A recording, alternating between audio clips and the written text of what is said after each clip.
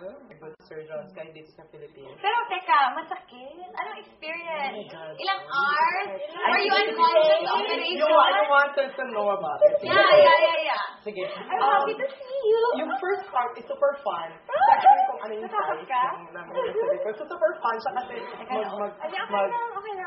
magkatanggal ka, ganyan. Tapos ilalagay mo, okay na to, 250cc, ganyan. Tapos titingnan ng doctor, it's too small. Talaga, doc, small pa. Parang natatouch ko na, oh my God, kailangan ko pa mag-pick. Tapos lalakihan mo, 300cc, 350cc. Oh my God, doc, it's too big. Ganyan pa. Tapos sasabihin ng doctor na, no, hindi pa malaki yan, ganyan. Small pa yan, ganyan. So, nung nag-operation, yung pinaka-last kong sinabi sa doctor is 380cc. 380cc na ano yun, na silicone. But no, sabi ng doctor, no, go bigger, magsisisi ka. So, 460. So, both together, almost 1 liter na to. And you know what, parang feeling ko, maliit pa din sila.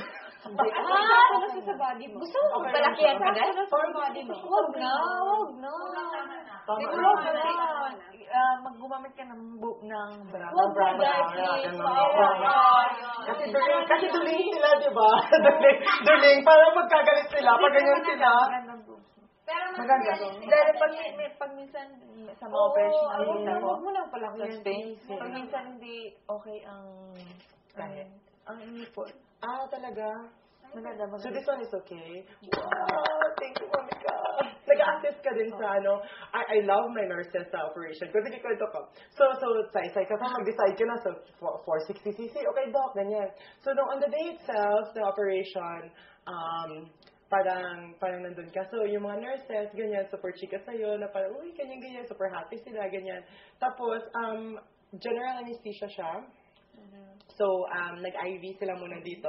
Tapos, yung anesthesiologist nandun. So, yung mga nurses, okay, ganyan. Think of happy thoughts. Pagising mo, malaki na yung boobs mo. Ganyan. Sila, happy na mga nurses. So, I think the operation, betadine din ba yung, as in, parang pinaligo na yung betadine. No? Lahat ng katawan. Oo. Tapos, general anesthesia. So, parang bigla kang nag-count ka lang. 10, 9, 8, shutdown talaga. Kahit lalabanan mo, shutdown talaga yung system mo. Ganyan. Tapos pagising ko, may boobs na. Uy, it's big. Kasi kita ko na silang dalawa, ganyan. Tapos may bandage na ako dito. Tapos, after 3 minutes, nag-chills na ako. Ang lamig. Nag-chills ako. Nag-chills ako after. Normal yung chills. So, nag-chills ako ganyan. Pero nakita ko na siya ganyan-ganyan. Tapos outpatient, so umuwi pa ako sa bahay, ganyan-ganyan. Tapos sobrang hirap siya kasi yung feeling, painful siya, pero hindi siya painful na stabbing pain. Yung pang na-stab ka na pain. Pero pain siya na parang muscle sore. Parang, maol, yeah. Pero it's like maol na parang may nakaupong baby sa chest mo na. Parang Yeah. Parang may someone na nakaupo sa chest mo for a very long time. Ganun yung feeling. Tapos, you can't go to the sides. So, ang hirap. You can't stand. Tapos, nagpi-painkiller ako every 4 hours. Yung normal na postoperative care. Tapos, mag-cold compress ka muna on the first 24 hours. Tapos, warm compress after. Tapos, yung breast, after 1 week. Oo, may sugat. Kailangan mo i-clean yung sugat. Pero mabilis na nag-heal yung sugat eh. Yung concern ko is yung mark. Kung gaano ka. Sabi ko, Dok, yung scar. Parang mark na lang siya.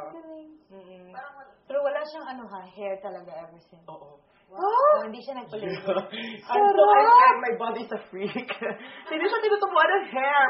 Super fine lang siya talaga ng hair. Ganyan. Pasok! Yeah.